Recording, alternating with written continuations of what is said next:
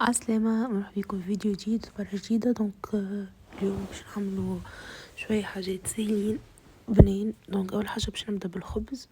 استعملت 300 جرام سميد أرطب، عليهم 200 جرام فرينة. استعملت حليب دافي، باكو خميرة خبز، شوية خميرة حلويات، ملح، سكر.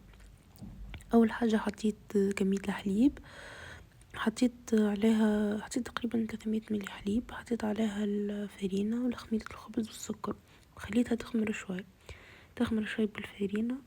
تقريبا خليتها 10 دقايق 15 دقيقة. من بعد زدت خميرة الحلويات، زدتها كمية السميد الكل، زدتها الملح ولميت العجينة متاعي الكل. وحطيت زيت زادة، حطيت زيت زيتونة، حطيت تقريبا مرتين كبار زيت زيتونة. وكملت بقية الفرينة، خاطر انا حطيت شطر كمية الفرينة في الاول. بقيت نعجن العجينة متاعنا، لازمها تتعجن مليح مليح، ولازمها تخمر مليح مليح، وتخمر على مرتين، تخمر من بعد العجن وتخمر من بعد التشكيل. هذو من الحاجات اللي تعاونكم انكم تحصلوا على خبز ناجح، انكم ترتبوا عجينتكم مليح مليح وتعجنوها مليح بيان سور. اول حاجه عجنا العجينه، تقريبا بقيت هنيا 10 دقائق نعجن فيها بيدي. عندكم عجين تحط في العجين اسهل وارتاح. غلفتها بزيت زيتونه وغطيتها وخليتها تخمر على بلاصتها، ومشيت نصبت الشوربه متاعي اللي باش نعملو حلال بالخضره.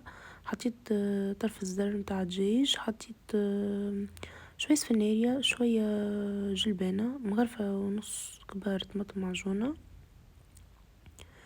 وفوحتهم وحطيت لهم شويه زيت باش نخليهم يغليو لي الخضره متاعنا طيب والدجاج متاعنا يطيب.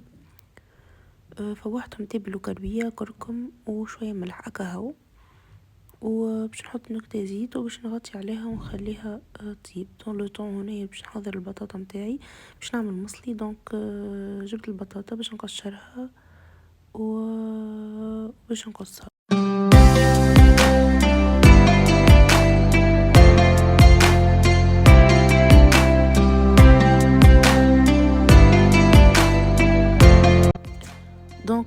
بالنسبة للمصلي متاعنا الدجاج اللي روحنا مع بعضنا في أول رمضان. في تحضيرات رمضان جبدتو أكل صدور الفخاذ الفوقانيين.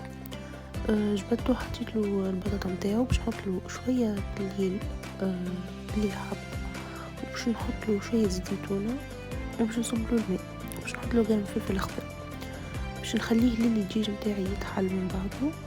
ومن بعد باش نغطيه بالالومنيوم باش نحطوه على النار، مش باش نحطوه في الفور، باش نحطوه على الغاز يطيب. هزيت البلاطو متاعي، غطيته مليح، حطيته على الغاز يطيب، ومن بعد نرجعولو. لو طون اللي هو قاعد يطيب على الغاز، جيت هنا حضرت الفارس متاعي متاع الترتلات باش نعملو ترتلات. الترتلات اللي حضرناهم مع بعضنا قبل رمضان، في تحضيرات رمضان. جبت بصلة صغرونة حمرا قصيتها مربعات، حطيت جبن ربي، حطيت مغرفة كبيرة، عندي مغرفة كبيرة فضلت من السحور متاع ريكوتا حطيتها. بالنسبة للجبونات وريكوتا وكل تحطوا حسب الذوق، إذا ما تحبوش الجبن ما تحطوش، سينو اللي عندك تقدر تحطوا. حطيت هنا كمية متاع طن، خاطر هو الباز متاع الفارس بتاعي طن. كنت تحبوا تنجموا تعملوا دجاج مفروم بيان سور، لحم مفروم موجود، تنجموا تعملوها جبونات هكاهو. وفوحتها بالكركم وتبلو كروية وملح. ما طيب حتى شيء، كل شيء نايف ناي، وحطيت عليهم عظمة. نجموا زادة وشوية فلفل عاجل ريحة العظم. هنا كيف تشوفوا المصلي متاعي على النار قاعد يطيب، والخبز متاعي تخمر باش نشكله. هنا عملت وحيد عملتهم مدورين، وشطر الاخر عملتهم مثلثات. كيف ما تشوفوا حليته جست عملتهم مثلثات، نحلهم بيدي هكا شويه نبسطهم، نحاول اني ما نفرغش منهم الهواء، نحلهم من الوسط. وندز الهواء متاعي على جناب وننزل عليهم شويه بصبعي هكا هو. من بعد باش نعاود نحطهم في بلاتو. باهي من ليزاستوس اللي انا نحبهم في نوعيه الخبز هذا، اني نحب الخبز اللي مغلف بالسميد. كيف اللي يتباع عند الكوشه. جبت سميد ارطب، حطيته في القاع متاع البلاتو، ومن بعد ذريت فوقه من فوق سميد ارطب، غطيته باش نخليه يخمر. تقريبا قعدت 4 دراج نصيف ساعة باش يعاود يخمر مرة أخرى. لو طون اللي هو يخمر باش نحضر التارتلات متاعي، بيسكو الفور ديجا بخدمته باش يسخن باش نطيب فيه الخبز.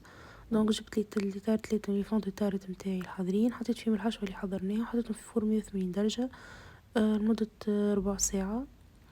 ومن بعد ما هما طابوا الخبز نتاعي كيف ما تشوفوا هنا يخمر، باش حبيت نغلفه بالحليب والنسكافيه، ومن بعد حسيتو ياسر غامق، دونك اكتفيت جست بالحليب، حطيت عليه الكمون الاسود ودهنته بالحليب، حطيت عليه كمونات وعدت دهنته مرة أخرى بالحليب باش الكمون ما يطيرش.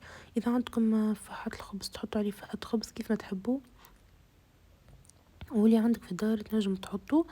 الفور كيف ما قلت لكم تبدا سخونة من قبل 180 درجة، ونحطوا فيها الخبز يبقى تقريبا نص ساعة.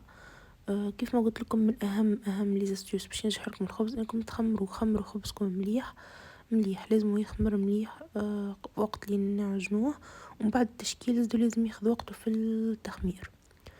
وبيت راهو جاي طيارة رمينا هنا الحلالم وخليناها تطيب، وكيف الطاجين متاعنا بعد ما طيبناه على الغاز دخلته للفور باش يحمر من فوق وقدمناه.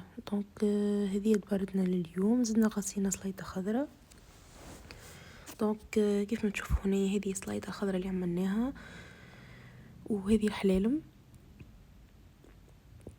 وهذا المصلي متاعنا والترتليت والخبز جيه شي يشرح. دونك هذه وصفتنا اليوم، نتمنى تجربوها وتعجبكم، وتخلوا لي رايكم في كومنتير. كان عجبتكم جربتوا ريسيت وعجبتكم تخلوا